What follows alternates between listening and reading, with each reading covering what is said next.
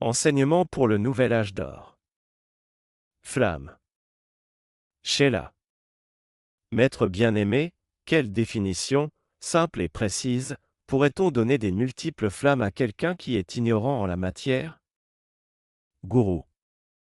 Sheila béni, avant toute chose, il y a la reconnaissance de la lumière elle-même, ensuite l'amour de la lumière.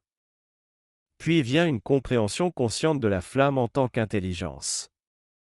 De cette compréhension surgit la maîtrise dans le maniement et l'usage de la flamme.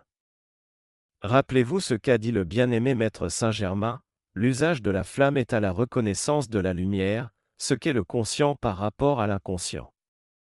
Les gens qui n'ont jamais étudié l'œuvre, NDT, les profanes en la matière, doivent d'abord se réjouir de la radiation de la lumière elle-même, baigner en elle, s'en nourrir, rechercher sa présence et, plus généralement, se familiariser avec la paix, la guérison, l'abondance et l'harmonie qui arrivent lorsque l'on vit en elle. Sheila. Maître bien-aimé, quelle est cette lumière, à laquelle tu te réfères? Gourou. Sheila béni, cette lumière est la radiation naturelle de vie harmonieusement qualifiée. La vie rayonne constamment. La qualité chargée dans la vie détermine le type de radiation qu'elle projette. La présence dans le cœur, les maîtres, les anges, les dévas, tous irradient naturellement la lumière, et cela est un sentiment réconfortant pour ceux qui s'approchent de leur aura.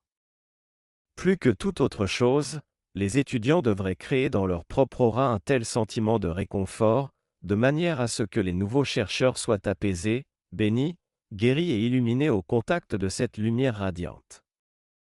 Alors, et alors seulement, le chercheur demandera comment créer pour lui-même une telle atmosphère personnelle, confortable et heureuse. Le chercheur ira dans les sanctuaires, les temples, les foyers et les centres où la lumière s'écoulant de la présence du Dieu Ayam, des êtres parfaits et des étudiants, leur apporte un répit par rapport au tumulte et à la confusion de leur vie quotidienne. Voilà pour la reconnaissance de la lumière. À la suite de cette reconnaissance et de l'acceptation de cette lumière vient l'application de l'individu à apprendre comment attirer, concentrer, diriger et propager la lumière. Le chercheur devient alors un étudiant des activités de la flamme. Sheila. Maître bien-aimé, beaucoup de bonnes gens qui ne savent rien de la loi spirituelle sont de tels centres de radiation, de réconfort et de paix, plus que d'autres qui affirment mieux connaître les activités de la flamme de Dieu. Gourou. Sheila béni, c'est vrai. Ce sont des canaux naturels et des conducteurs des bienfaits de Dieu à partir de leur propre présence et de leur corps causal, mais ils ne savent pas comment augmenter ou diriger spécifiquement la plénitude des pouvoirs cosmiques de leurs êtres.